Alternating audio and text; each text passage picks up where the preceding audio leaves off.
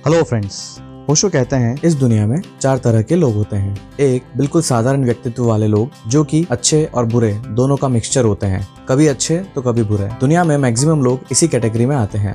दूसरे असाधारण व्यक्तित्व वाले लोग, इन्हें हम एक्सट्रीमिस्ट कह सकते हैं। ये लोग या तो एक्सट्रीमली अच्छे होते हैं या एक्सट्रीमली बुरे। तीसरे और चौथे कैटेगरी के लोगों का पुनर्जन्म नहीं होता, इसलिए इस वीडियो में हम उनकी बात नहीं करेंगे।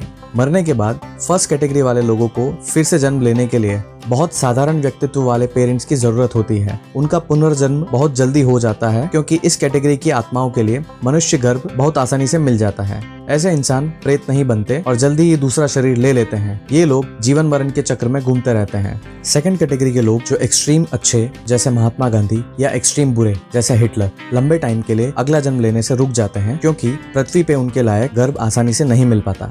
उन्हें अपने योग्य गर्भ के लिए लंबा वेट करना पड़ता है क्योंकि उनको जन्म देने योग्य माता पिता भी असाधारण रूप से अच्छे या बुरे ही होने चाहिए, जो कि इस दुनिया में बहुत कम मिलते हैं। उन्हीं एक्सट्रीम रुके हुए लोगों में जो बली आत्माएं हैं उन्हें देवता और जो बुरी आत्माएं हैं उन्हें भूत प्रेत कहा जाता है। अब क्वेश्चन ये है कि क्या कोई आत्मा दूसरे के शरीर में प्रवेश कर सकती है? अगर हाँ तो किसके शरीर में? ओशो कहते हैं सिर्फ एक्सट्रीम कैटेगरी की आत्माएं दूसरे शरीर में प्रवेश कर सकती हैं। आत्मा किस तरह के शरीर में प्रवेश कर सकती है उसको एक्सप्लेन करते हुए ओशो कहते हैं जिस इंसान की विल पावर या संकल्प शक्ति जितनी स्ट्रांग होती है उतना ही उसके शरीर में इन आत्माओं के आने के चांसेस कम होते हैं, और जिस इंसान की संकल्प शक्ति कम होती है उसके शरीर में ये आत्माएं आसानी से प्रवेश कर सकती हैं। ओशो संकल्प शक्ति की इंपॉर्टेंस को समझाते हुए कहते हैं किसी इंसान का संकल्प जितना बड़ा और स्ट्रांग होगा उस इंसान का सूक्ष्म शरीर उसके स्थूल शरीर में उतना ही फैला हुआ होगा और उसके शरीर में किसी और आत्मा के प्रवेश करने के लिए बिल्कुल भी स्पेस नहीं होगी। सिमिलरली कम संकल्पवान इंसान के शरीर का सूक्ष्म शरीर उसके अंदर सिकुड़ जाता है और उसके शरीर में काफी स्पेस होती है जिससे कोई भी आत्मा उस शरीर में प्रवेश कर सकती है। जनरली देवता या अच्छी आत्माएं शरीर में प्रवेश नहीं करती क्योंकि उनके खुद के जन्म के समय भी उन्हें शारीरिक सुखों की कामनाएं बहुत कम होती हैं और वे हमेशा शरीर से मुक्त होना चाहती हैं, जबकि बुरी आत्मा या भूत प्रेत हमेशा शरीर से एसोसिएटेड रहते हैं और उनके खुद के जन्म में भी शारीरिक सुख भोगने के पीछे लगे रहते हैं।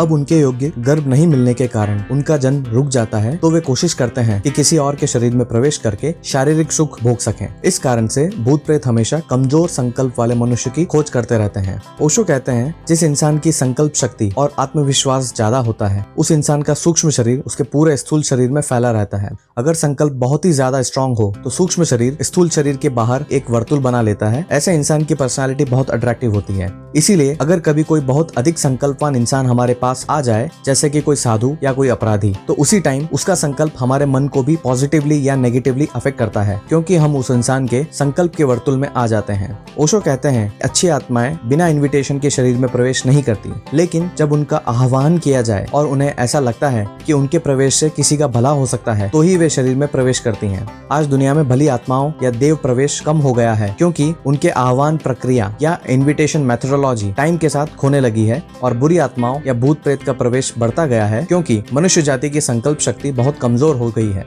लास्ट में ओशो कहते हैं कि हर इंसान का कर्तव्य है कि वो अपने जीवन में संकल्प शक्ति को बढ़ाने का प्रयास करता रहे। ओशो द्वारा दी गई विल पावर बढ़ाने की कुछ टेक्निक्स के वीडियो लिंक्स डिस्क्रिप्शन बॉक्स में दिए हुए हैं, आप वहां से जाकर उन्हें देख सकते हैं। ओशो कहते हैं